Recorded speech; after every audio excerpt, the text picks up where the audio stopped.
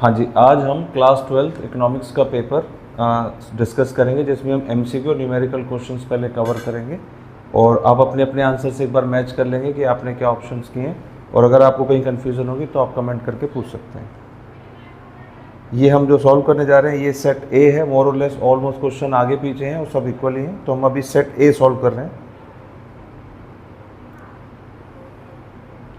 First question पूछा गया है, ex post saving and ex post investment are equal at all level of income. तो आपने पढ़ रखा है दिस इज ट्रू, और under the effective demand principle the equilibrium output is equal to ex ante aggregate demand, this is also true. तो both the statements are true, तो answer is C. Second question में पूछा गया है, इनमें से कौन सा नॉर्मल रेजिडेंट नहीं है। तो आपको पहले ही पता होना चाहिए रेजिडेंट किस किस केस में होते हैं, इसमें पूछा गया कौन सा नहीं है। तो फर्स्ट क्वेश्चन में पूछा है Indian citizen working in USA, तो ये तो इंडियन सिटीजन है। इंडियन ऑफिशियल, ये भी इंडियन सिटीजन है। उसके बाद होता है इंडियन डिप्लोमेट, ये भी इंडियन सिटीजन है। Indian working in American company located in New York for a period of more than 1 year. तो यहाँ पे टाइमिंग मेंशन है, तो जो आपने रूल्स पढ़े उसमें अगर 1 साल से ज्यादा है तो आप उसको बोलोगे नॉट रेजिडेंट, तो option is D.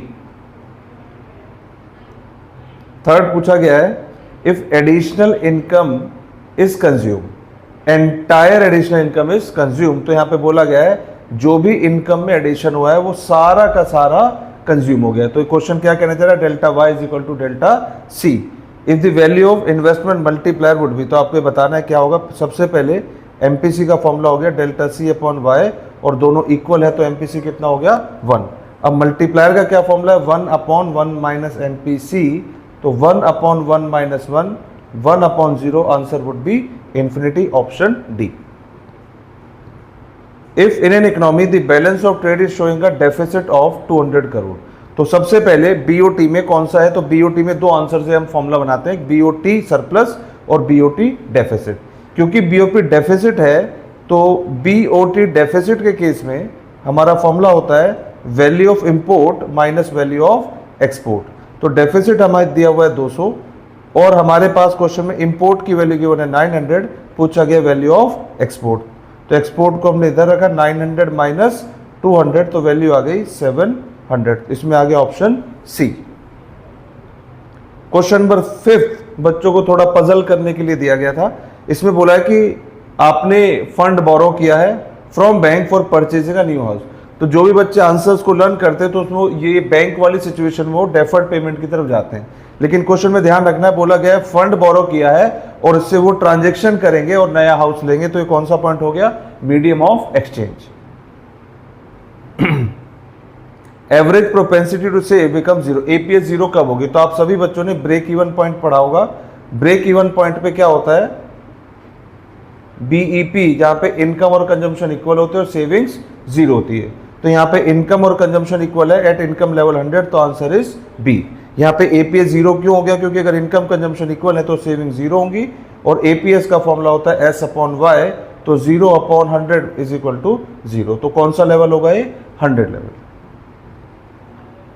Question number 7, initial deposit 4000 crore, reserve ratio 10%, value of deposit created. तो सबसे पहले आप सभी ने मनी मल्टीप्लायर का फॉर्मूला पढ़ा होगा 1 upon legal reserve ratio, that is 1 upon 10%, तो ये हो गया 10 times.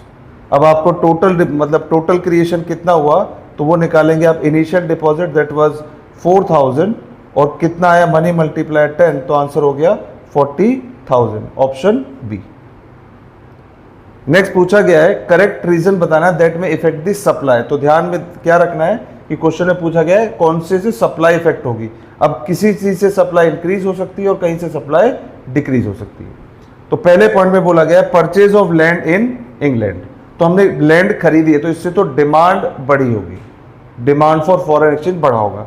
Foreign tourist visiting Taj Mahal, तो फॉरेन टूरिस्ट इंडिया आए तो उससे क्या हुआ, इंडिया में फॉरेन रिजर्व की सप्लाई बढ़ गई। तो एक तो हमारा आंसर सेकंड हो गया।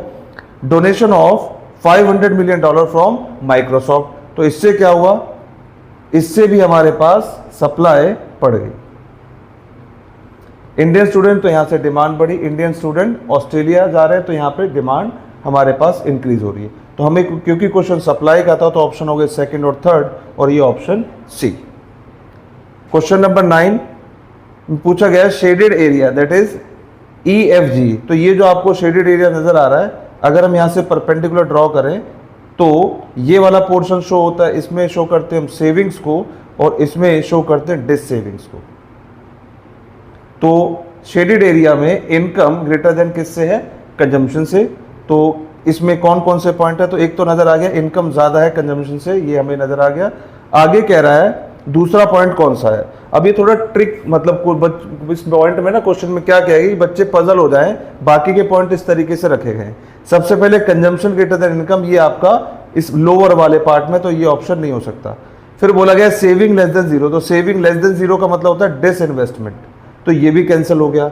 हमने थर्ड कंफर्म कर लिया कि इनकम ग्रेटर देन किससे है, कंजम्पशन। अब पॉइंट पूछा गया saving is equal to zero, तो जो हमें रीजन सिलेक्टेड है शेडेड एरिया है, इसमें एक पॉइंट ई भी है, और ई पॉइंट किसको दिखा रहा है, जहां पे सेविंग्स जीरो है, तो इसमें दूसरा ऑप्शन हो गया, एक सेकंड हो गया और एक थर्ड, ये दोनों करेक्ट है, तो ऑप्शन है B. Marginal propensity to save, ये किसका स्लोप है, तो अगर क्योंकि एस पूछा गया सेविंग, तो ये सेविंग का स्लोप है, अगर यहां पे एमपीसी होता तो ये कंजम्पशन का स्लोप होता। Measurement of balance of payment deficit, अब यहां पे इसने बोला गया मेजरमेंट करना है, तो हमने दो आइटम पढ़ रखे हैं, ऑटोनोमस और एकोमोडेटिंग। एकोमोडेटिंग क्या करती है, इस प्रॉब्लम को सॉल्व करती है, लेकिन इसने बात क्या पूछी, मेजर करना, तो मेजर कौन सा आइटम हो गया, ऑटोनोमस। तो यहां तक हमारे मैक्रो इकोनॉमिक्स के एमसीक्यू कवर होते हैं। आप अपने आंसर्स मैच कर ले, अगर कहीं कंफ्यूजन है तो आप पूछ सकते हैं। अभी हम चलते हैं डेवलपमेंट में, डेवलपमेंट के क्या क्या हमारे आंसर्स हैं।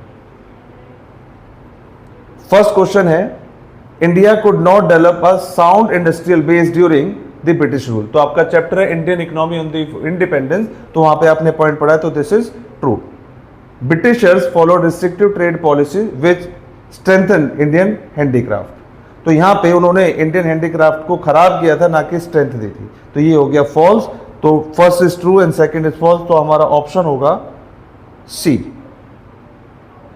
नेक्स्ट पूछा गया है, इसमें से करेक्ट पेयर बताना है, तो structural transformation, limited urbanisation, this is not a correct pair.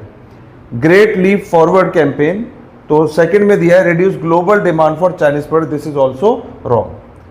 Less stress on the usage of natural resources, जहां पे हम नेचुरल रिसोर्सेज को ज्यादा एक्सट्रैक्ट नहीं कर रहे हैं, इसका मतलब वहां पे पॉपुलेशन कम होगी, तो ये किसकी तरफ इशारा कर रहा है कि जहां पे स्पेस ज्यादा लोग कम रहते हैं, तो ये ऑप्शन है C, this is correct, option सी।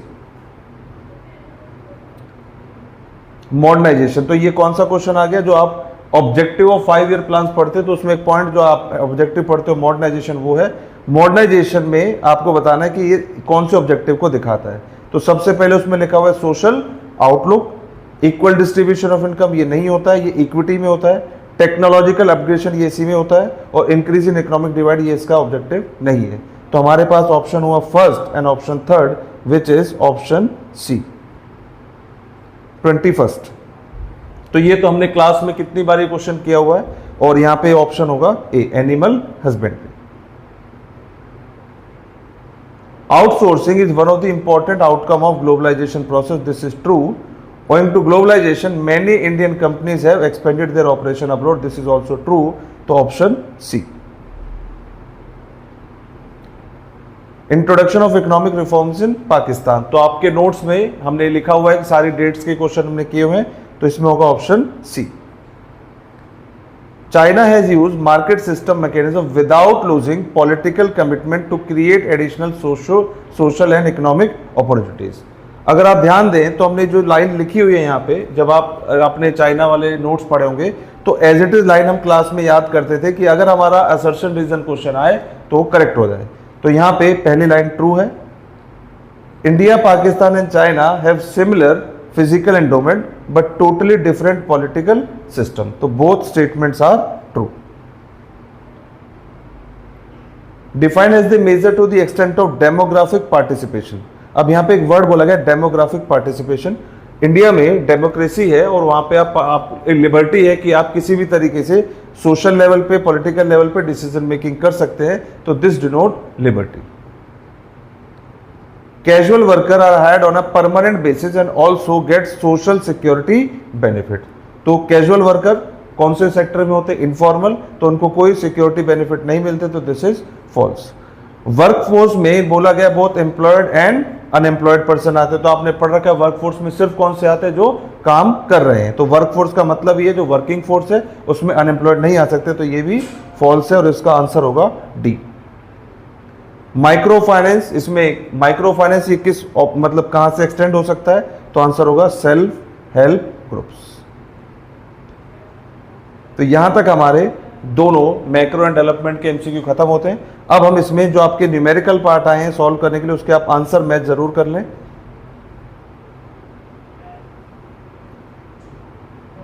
एक क्वेश्चन आया है 11, दोनों ऑप्शन है, हम दोनों सॉल्व करेंगे। Net value added at factor cost, ये आपको निकालनी है।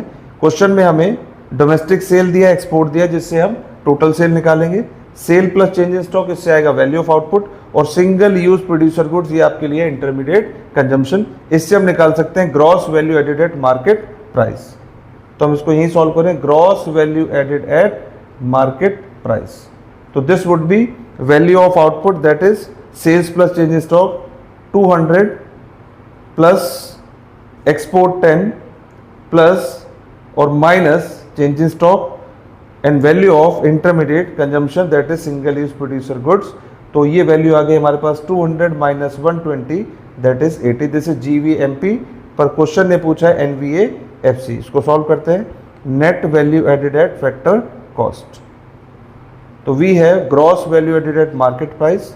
नाउ कन्वर्ट, तो ग्रॉस को हम नेट में कन्वर्ट करेंगे माइनस डेप्रिसिएशन, MP को FC में कन्वर्ट करेंगे माइनस NIT।